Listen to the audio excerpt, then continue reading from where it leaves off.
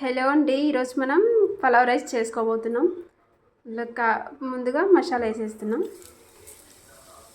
అన్నీ స్పైసెస్ అన్నీ మిక్స్ చేసి నేను మిక్సీకి వేసుకున్నాం, పౌడర్ అండి అది. తర్వాత ఆనియన్,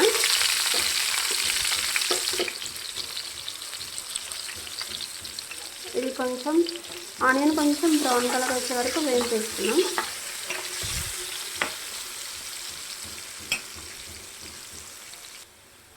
చూడండి, ఆనియన్ కొంచెం కలర్ మారినాయి కదా. ఇప్పుడు మనం క్యారెట్ వేద్దాం. క్యారెట్ ఇంకా పచ్చిమిర్చి కూడా, కొన్ని పచ్చిమిర్చి కూడా వేస్తున్నాము.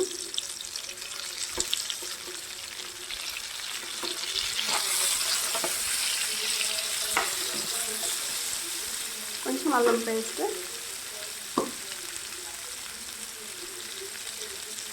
సరిపోతుంది. ఇది కూడా మిక్స్ చేసుకొని తర్వాత ఇందులో కొంచెం పుదీనా అండ్ కొత్తిమీర, ఇది కొంచెం కట్ చేస్తాం అన్నమాట. ఇది కూడా కలిపేసుకొని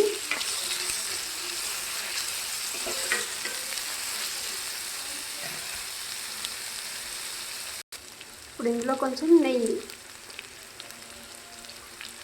ఒక స్పూను నెయ్యి, కొంచెం సాల్ట్, 1 స్పూన్ సాల్ట్, రైస్కి సరిపోయేంత.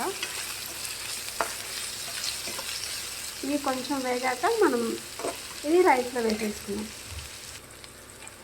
చూడండి, ఇది ఈ విధంగా వేగిపోయింది కదా. ఇది మనం ఇప్పుడు రైస్లో వేసుకున్నాం. చూడండి, ఇది మొత్తం ఇలా రైస్ కుక్కర్లో వేసాను. ఇది కరెంట్ కుక్కర్ అండి. ఇందులో చూడండి, ఇలా మూత పెట్టేసుకొని ఇంకా మనం ఆన్ చేసేద్దాం. అలా రైస్ కాంబినేషన్ గోంగూర పచ్చడి, పచ్చిమిర్చి గోంగూర పచ్చడి. నేను అదే బాండీలో కొంచెం ఆయిల్ వేసుకున్నాను.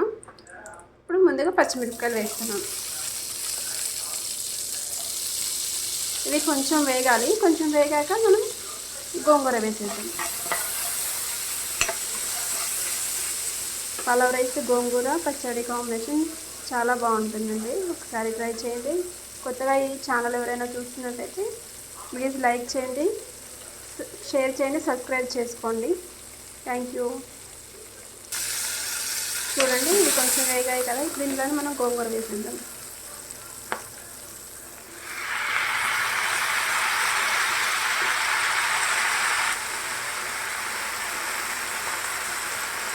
ఇది కూడా సర్వ్ చేస్తుంది. చూసారా, ఇది వేగిపోయింది. ఒక గిన్నెలోకి తీసేస్తుంది. ఇప్పుడు అదే బండిలో మళ్ళీ కొంచెం ఆయిల్ వేసానండి. ఆయిల్ కొంచెం హీట్ ఎక్కింది. ఇప్పుడు ఇందులో ఎండుమిరపకాయలు, కరివేపాకు, జీలకర్ర వేసి తాలింపు పెట్టుకున్నాం.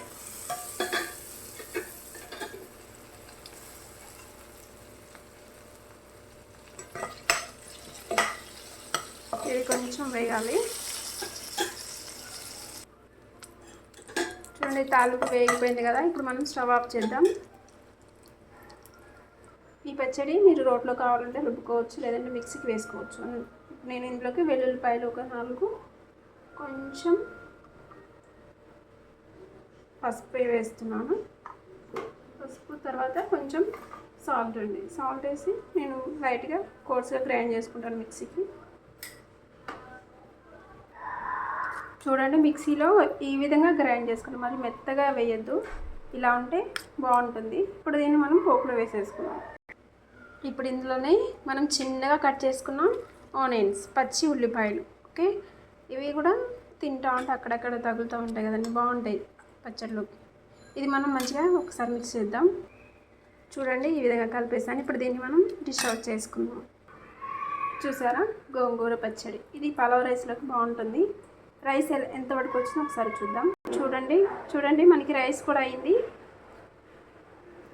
గోంగూర పచ్చడి పలావ్ రైస్ కాంబినేషన్.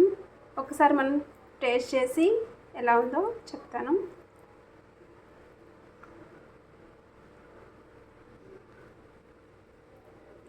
చాలా బాగుందండి.